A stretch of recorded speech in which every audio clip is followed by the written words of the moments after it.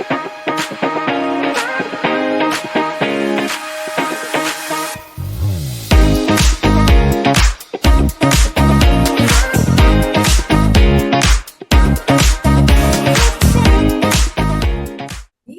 tá valendo.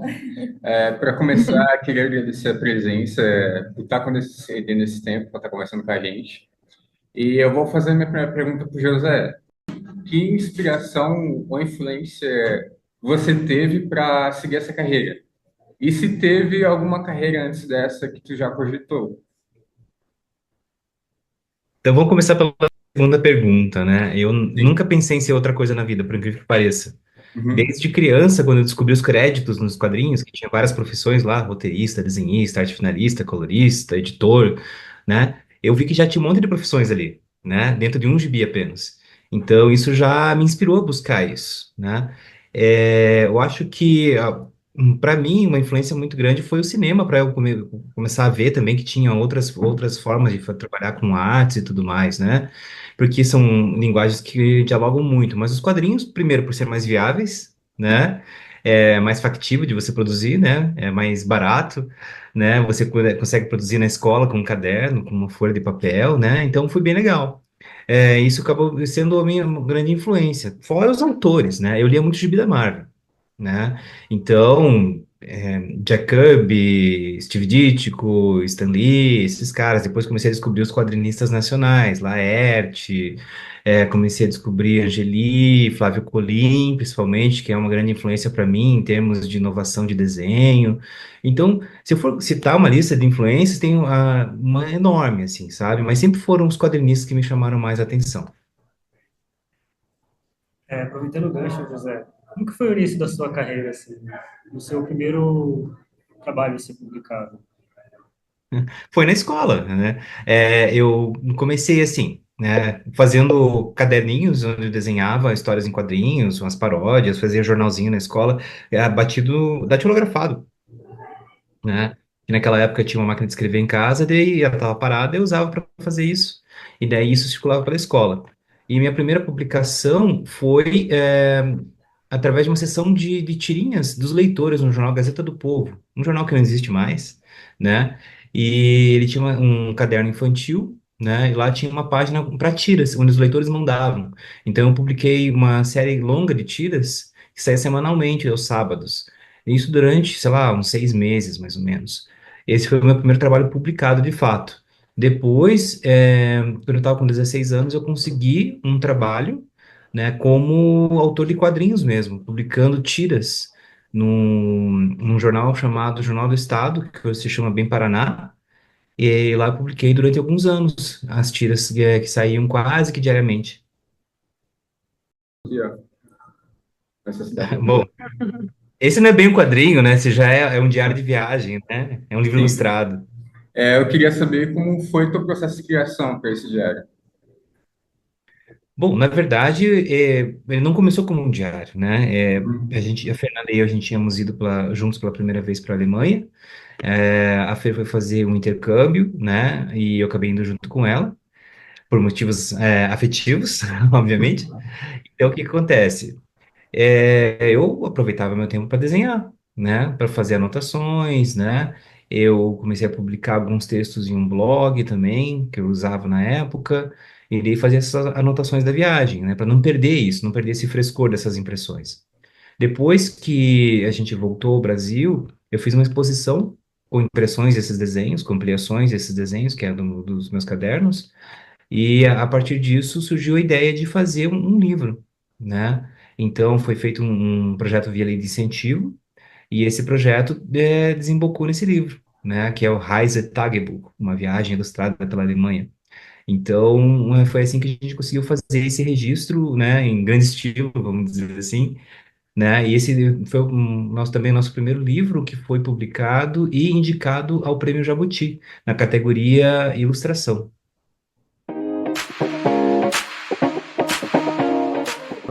Qual é a sua parte favorita e satisfatória quando está criando um quadrinho? Tem várias etapas que eu adoro, né?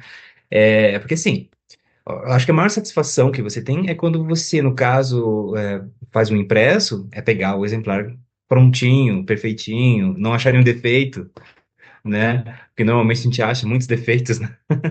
A gente sempre vê até o último instante, assim, coisas que podem ser modificadas, mas é muito prazeroso para mim todo o processo, né? De você escrever, transformar isso em um esboço, um layout, depois você vê as páginas se formando, tomando forma em termos de traço ou cor, quando é necessário. É muito bom também quando o texto já está aplicado, né? Que você vai vendo. É que é como se você fosse vencendo várias etapas, né? Dentro de um jogo.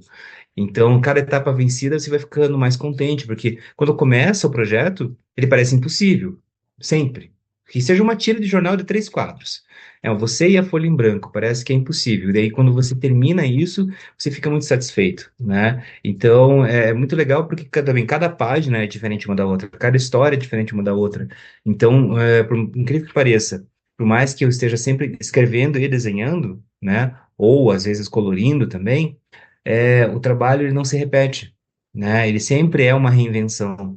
Inclusive, eu gosto também de experimentar, né? Dependendo da proposta de cada história, fazer um estilo de ilustração, por exemplo, com um lápis de cor, como foi Debaixo d'Água, ou, por exemplo, com a guarda de preto, como foi o Coisa do Anar Paredes, ou cor digital, como são as tiras da Malu, esse tipo de coisa que você tenta buscar se reciclar enquanto está trabalhando. Isso é uma coisa também muito boa, faz muito bem, porque daí eu não fico numa zona de conforto e também não me entedio com a minha própria criação, sabe? Agora, passando mais pelo lado artístico, como é o processo de criação dos seus personagens? Quando vai criar um personagem novo, ou um personagem que já é frequente nas suas histórias? Bom, não tem regra para criar um personagem, né? Todas as histórias que a gente cria, elas vêm das nossas vivências, né? Então, do que eu já vi pelo mundo afora, pelo que eu vivi na minha vida pessoal, né? Convivendo com pessoas, conversando, amando, detestando, sendo odiado, e por aí vai, né? Ou ir viajando, vendo filmes, né? Fazendo passeios, tudo isso é uma mistura, mas basicamente vem de dentro uma forma de você reinterpretar esses estímulos que vêm da realidade para você. E então não tem uma regra. Tem personagens que já nascem meio que prontos. Tem outros personagens que eles vão se lapidando ao longo do tempo, né? Eu, por exemplo, a série mais longa que eu trabalho, há mais tempo, quero dizer, é a série de tiras da Malu. Ela nasceu como uma coadjuvante na tira. Ela não tinha nem nome, não era nem para ser um personagem recorrente. Mas eu gostei daquele desenho que eu fiz daquela menina e ela foi voltando várias vezes. Com isso, ela foi crescendo e ganhando estofo, foi ganhando voz. Hoje, a personagem, na minha cabeça, ela tem uma voz muito forte. Ela já. Eu não preciso forçá-la para reagir às situações que eu coloco para ela. Então, isso sai de uma forma espontânea. Por quê? Porque o personagem foi se construindo e ela continua sendo lapidada, continua sendo melhorada. E os coadjuvantes da série que foram surgindo, à medida que ela foi se tornando dona da série, né? Eles também estão num processo de amadurecimento, talvez não no mesmo ritmo dela. Então, quanto mais tiras, quanto mais histórias eu crio com esses personagens, mais eles vão ganhando voz. Então, tem também a questão do próprio desenho dos personagens que vai mudando ao longo dos anos. Você começa de um jeito para um caminho e ele vai se modificando. A própria Malu já teve umas 4 versões até hoje. Hum. Então, e ainda é mesmo a personagem reconhecível em todas as versões. Porém, do meu traço, muda o meu refinamento, muda a minha noção de tridimensionalidade da personagem, né? Então, tudo isso faz parte do processo de amadurecimento, que junto com você, os personagens amadurecem também. Se você continua trabalhando com eles, senão eles vão ficar lá atrás, congeladinhos, da maneira como você deixou da última vez que fez.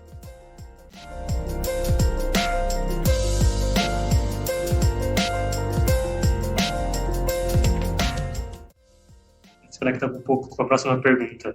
A gente gostaria de saber se você acha que o seu estilo de arte foi mudando assim com o passar do tempo. Sim, sim, porque eu estou aprendendo coisas novas, né? E tem os materiais diferentes que eu vou usando, né? Isso acaba influenciando, vai trazendo novas possibilidades para mim. Então, para mim isso é ótimo, tá evoluindo, mudando, experimentando. Então, como eu uso técnicas diferentes para desenhar, por mais que o meu traço tenha a mesma lógica, mas, vamos dizer, a maquiagem por cima desse desenho, ela vai mudando. E isso também acaba influenciando, porque eu desenhava uma época muito com lapiseira. Isso fazia com que o meu traço ficasse muito anguloso. Hoje eu já abri mão disso. Hoje eu já uso mais o lápis, ou uso o pincel, né? É uma coisa que já ficou um pouquinho para trás, mas às vezes eu posso voltar para isso dependendo de se a história pedir, né? Porque fica lá atrás tudo aquilo que eu aprendi naquela técnica. Então eu acho que também outra coisa que é muito legal, que vai mudando, evoluindo, também é a minha maneira de narrar. Porque eu faço muitas tiras experimentais, já fiz quadrinhos como o CWB, que você pode ler de um lado ou do outro, né? Começar a história, os personagens se encontram no meio, são personagens em momentos, tempo e espaços diferentes. Então, esse tipo de quadrinho experimental vem justamente do amadurecimento, de não ficar preso na mesma fórmula. Então, o meu trabalho vai se transformando à medida que o tempo passa. Tem características que você bate o olho e percebe, é trabalho do José? Claro que tem, porque é a minha caligrafia, né, no desenho, é a minha forma de contar histórias também, no tipo de humor e tudo mais. Porém, isso sempre vai se modificando, vai se aperfeiçoando ao longo do tempo. Assim espero, pelo menos, né? Particularmente, quando eu desenho, eu tenho duas pessoas que eu gosto muito, que é o Stan Lee, que eu cresci lendo História do Homem-Aranha, sou muito fã do Homem-Aranha, e o Tim Burton. A maioria dos desenhos que eu faço são bem expressivos. Uhum. Aí, agora que você falou dessa questão de amadurecer, eu tô começando a perceber que o meu tá dando um amadurecimento. Mas eu tô meio que na minha zona de conforto, que eu geralmente só desenho com um nanquim. Aí eu tô tentando sair Uhum. disso aí, tentar abordar novas técnicas. E pegando esse gancho, uma coisa também que me incomoda bastante, recentemente também, atualmente, sempre vai ter, eu acho, que é bloqueio criativo. Você, quando você tem bloqueio criativo, o que que você geralmente faz? O que que você faz para, sei lá, relaxar, voltar àquele pique de poder desenhar sem ter esse problema? Uhum. Bom, o maior bloqueio criativo que a gente tem, né, pelo menos para mim, eu imagino, são as outras coisas que tem que resolver da vida, né?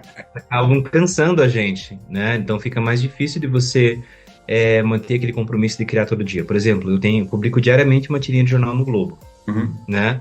Então eu não tenho uma ideia todo dia, mas tem dias em que eu tenho umas cinco, né?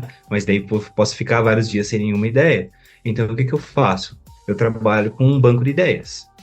Eu deixo várias coisas rabiscadas, meio começadas, porque depois eu posso olhar para elas com a cabeça mais fresca e a partir disso encontrar uma solução. Quando eu crio uma tira de jornal, às vezes eu tenho começo e meio, mas não tenho um final bem definido. Uhum. Eu já deixei desenhado esses dois primeiros quadros para depois eu voltar e tentar fechar a situação, ou modificar todo o texto que foi feito, mas o desenho já foi começado, né? Por exemplo, tem dois personagens que estão conversando lado a lado. Eu posso desenhar esses dois personagens e daí depois decidir qual que vai ser o melhor balão para a intenção que eu tinha da tira original. Então, é um processo bastante flexível que acaba ajudando, né? Porque é difícil você ter esse compromisso de todo dia você criar ideias novas. Tem dias que flui maravilhosamente bem.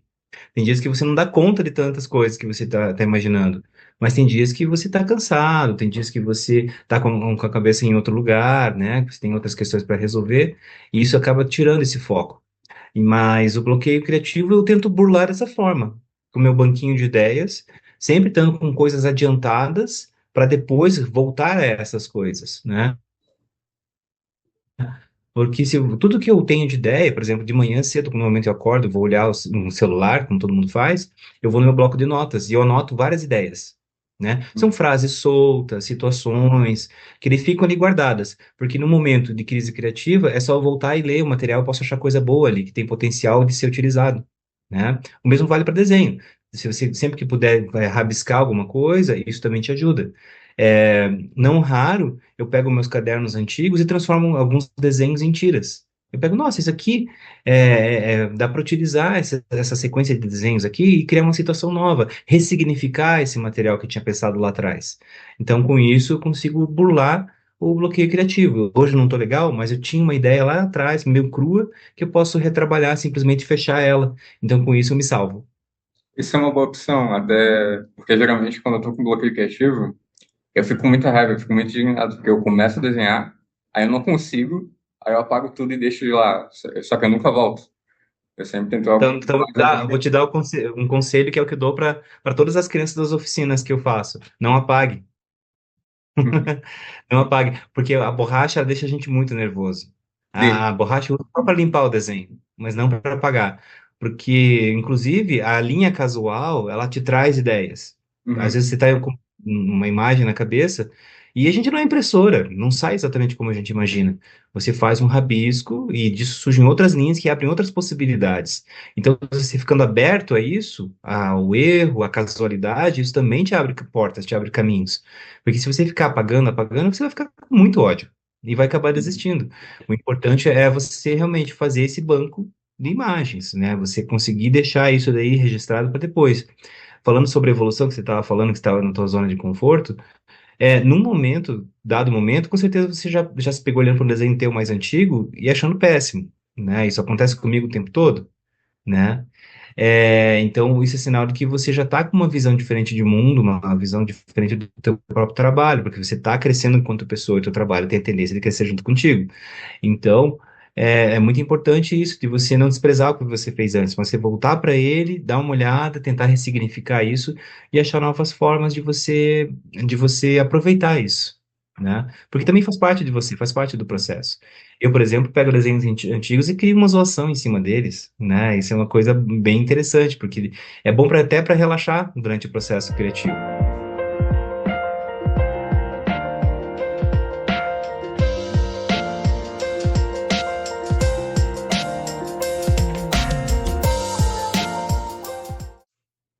Mudando um pouquinho o foco agora das perguntas. José, qual que é a sua relação com a Alemanha? A minha relação com a Alemanha começou graças a essa moça que está aqui do meu lado, né? Eu nunca tinha pensado em pisar na Alemanha, muito menos em aprender o idioma alemão, né?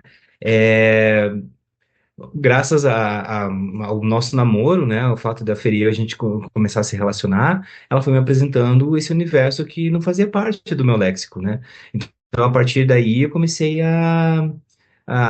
aos pouquinhos, ir entrando, sabe? Descobrir autores, artistas também, né?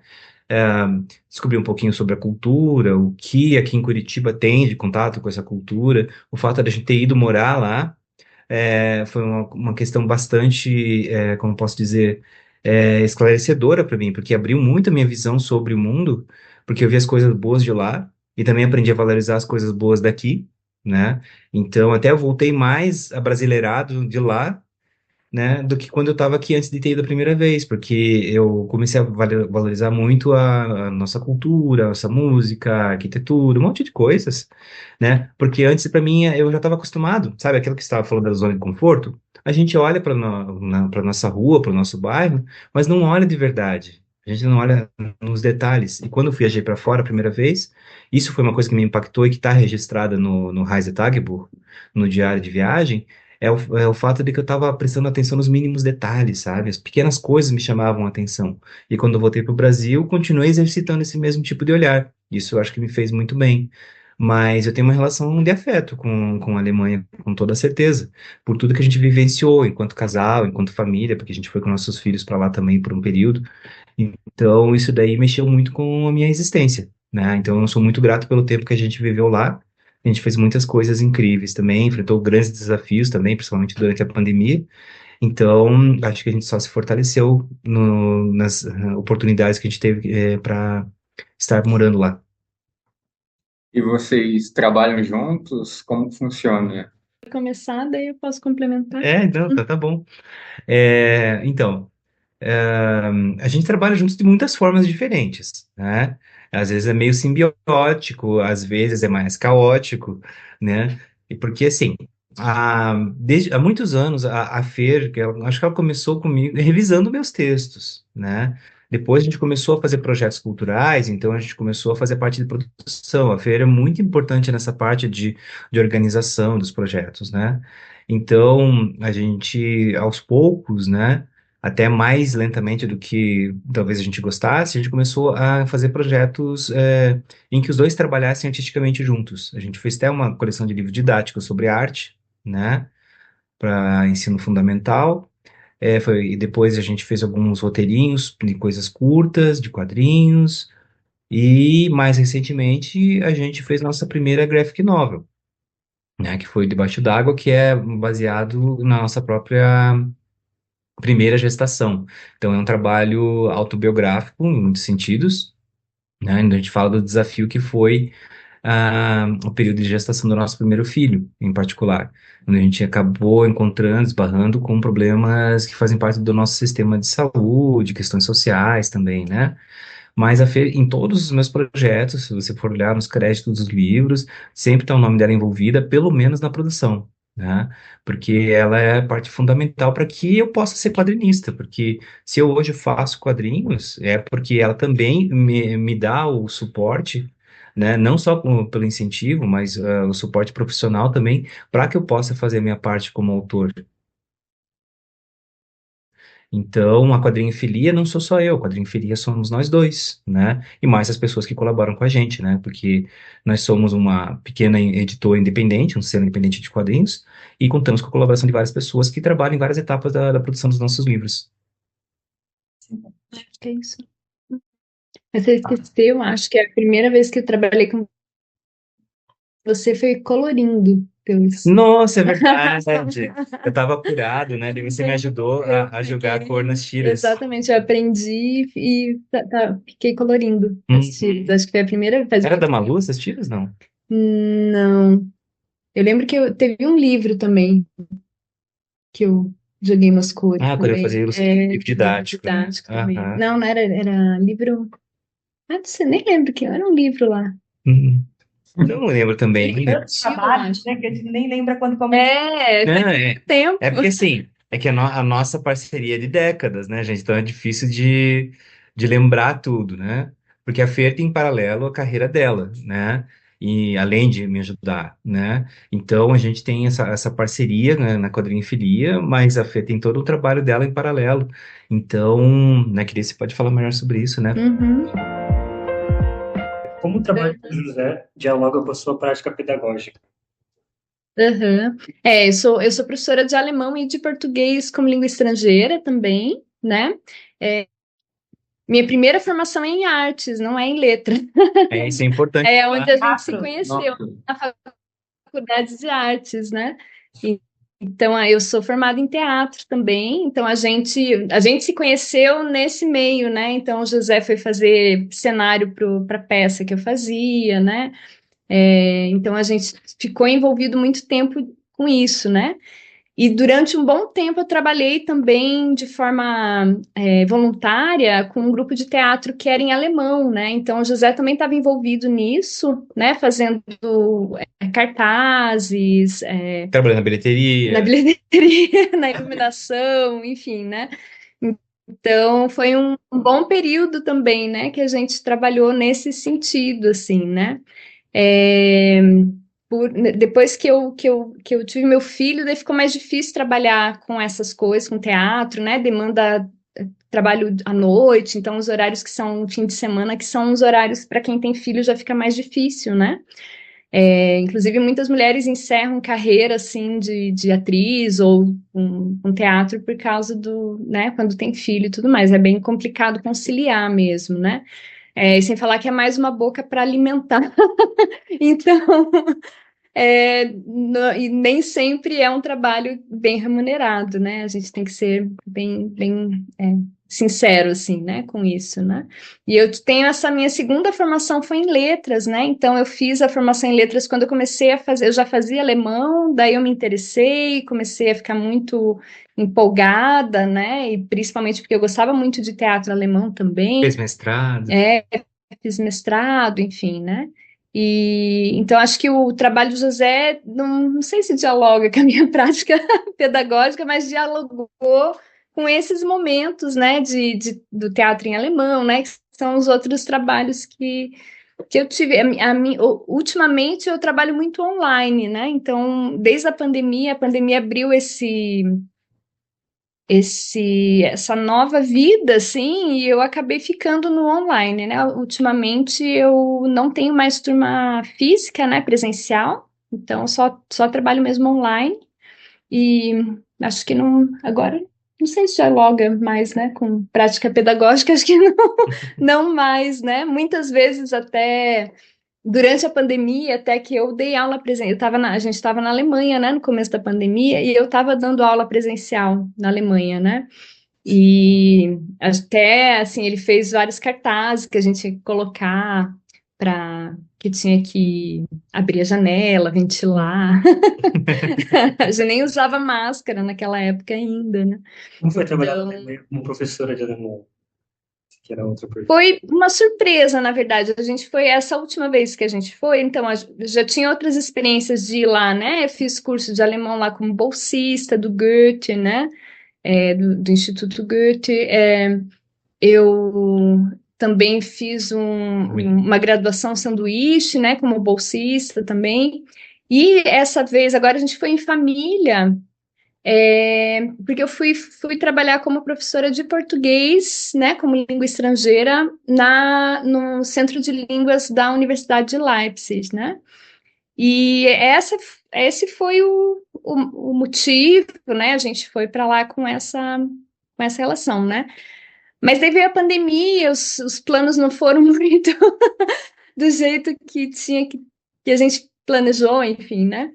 E acabou surgindo essa oportunidade, assim, né, de dar aula, né, então, de alemão, e eu não tinha, jamais pensei, eu não me sentia capaz disso, assim, né, apesar de ter essa formação, né, então eu tenho toda uma formação como professora de alemão, né, foram anos de formação, né, não só para aprender a língua, mas também, né, da parte didática, né, tenho experiência, né? Trabalhei no Instituto Goethe, na Universidade Federal do Paraná, com formação de professores de alemão também, né? No Parfor, na UTFPR, né? Universidade Tecnológica, como professora substituta de alemão.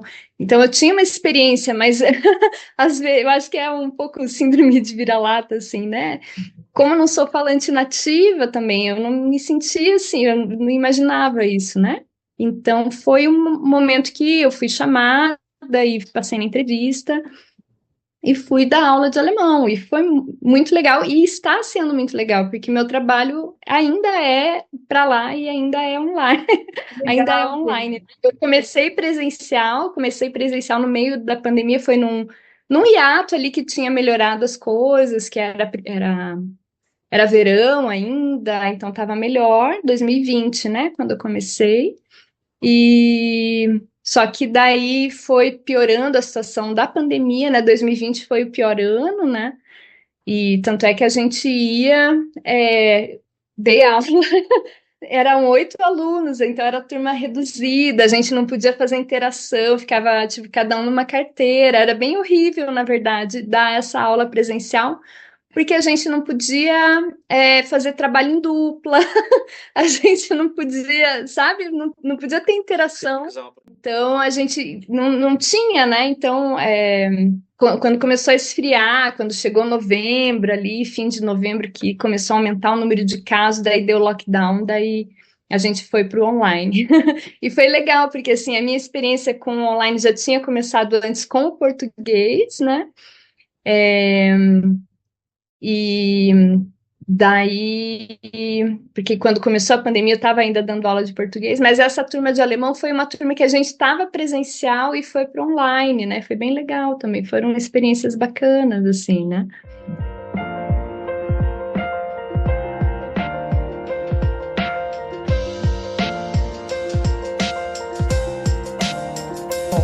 Nosso grande final, a gente queria saber quais são os planos, né, de projetos futuros. Uhum. Eu acho que o próximo. Dá para falar já? Sim, pode falar. Quais são os Com silêncio. Então, quais são os planos? Uhum. O próximo projeto, na verdade, ele já está praticamente concluído. A gente fez uma parceria de novo para uma graphic novel. Tá em vias de ser editada, né? Ela já está pronta, entregue nas mãos da editora. É mais uma parceria com a editora Nemo. Quer falar qual é? Uhum. É uma adaptação do Vidas Secas, do Graciliano Ramos, né? Então foi bem emocionante, assim, fazer, né? Aceitar, foi um desafio proposto pela editora pra gente, né? E dessa vez eu trabalhei com adaptação, né? Fiz o roteiro e daí o José fez a parte do desenho, a gente trabalhou juntos, né? Foi bem legal, assim, foi um projeto que a gente gostou muito de fazer juntos e tá agora em vias de, né? Acho que É, 2025, a gente não sabe exatamente quando, em breve, nos mas próximos meses chega. tá em breve. Uhum. Uhum. E daí o próximo, quer falar Ah, do gibizinho? não, tem mais um ainda antes. Sim, tem as tiras da Malu. Ah, sim. Malu, Querido Diário Mental, uma nova série de tiras online da Malu, a minha personagem adolescente. E também está sendo concluído agora para a gente começar a publicar agora no final do ano já. Uhum. Então, essa vai ser publicada no jornal Plural e também em todas as minhas redes sociais. E daí o público vai poder acessar gratuitamente. Não vai ter que esperar alguns meses, igual Vidas Secas, para sair publicado em papel. Essa vai sair online para todo mundo, né? E também vai ter uma coisa bem legal, que vai ter também uma versão em audiodescrição, que vai ser no nosso canal Quadrinho Filhinho do YouTube, que daí a gente vai publicar lá. Então, para um público que não teria acesso normalmente aos quadrinhos, vai poder ter acesso pela primeira vez a esse conteúdo. E também tem um gibi da Malu com 4 volumes, que já está em começo de produção, está em pré-produção, vamos dizer assim, também para o ano que vem. Então, esses são os projetos que já estão, assim, digamos assim, na ponta da lança, assim, prestes a acontecer, né? E tem outras ideias, né? Tem sempre ideias de graphic novels, sempre tem outros projetos por aí que a gente ainda está em fase de maturação. Um deles, inclusive, tem a ver também com a Malu, né? A gente tem investido muito nessa personagem, que está sendo finalizado agora um piloto de desenho animado, né? Para uma possível série que a gente venha produzir no futuro. Então a gente está fazendo a primeira versão animada da Malu. Que lindo, Que massa. parabéns. Nossa, muita coisa boa acontecendo, hein? Sim, sim, tem sido um ano bem desafiador, mas num bom sentido. Sim. E agora, para finalizar, eu gostaria de deixar um convite para vocês virem aqui na UFSC fazer um workshop, tanto para a parte pedagógica quanto para a parte mais artística, assim. Ah, legal, simbora.